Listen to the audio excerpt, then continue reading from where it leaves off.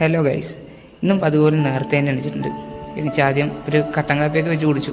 അത് കഴിഞ്ഞിട്ട് ഇന്ന് എല്ലാവരും ലൈഫിലൊരു പ്രത്യേക ദിവസമായിരിക്കും കർക്കിടകവാവ്. കർക്കിടകവാവിന് വീട്ടുകാർ മരിച്ചതിൻ്റെ ബലിയിടാനായിട്ട് നമ്മളിന്ന് പോകുന്നത് ഐവർമഠത്തേക്കാണ്. അങ്ങനെ ഐവർമഠം ശ്രീകൃഷ്ണ ക്ഷേത്രത്തിൽ പോയി ബലിയിടലൊക്കെ തുടങ്ങി. അങ്ങനെ നല്ല ക്രൗഡാട്ടോ അവിടെ. ക്രൗഡിൻ്റെ ഇടയിൽ കൂടെ എങ്ങനെയൊക്കെ അവിടെ എത്തി. ആദ്യം തന്നെ ഒരു കുളിയാണ്. അങ്ങനെ കുളിയൊക്കെ കഴിഞ്ഞിട്ട് വേണം നമ്മളതിൻ്റെ ആചാരാനുഷ്ഠാനങ്ങളൊക്കെ ചെയ്യാൻ വേണ്ടിയിട്ട്. ഈ ആൾക്കൂട്ടം ക്രിയകളൊക്കെ കഴിഞ്ഞ് പുറത്തു വരുന്നവരാണ് കേട്ടോ.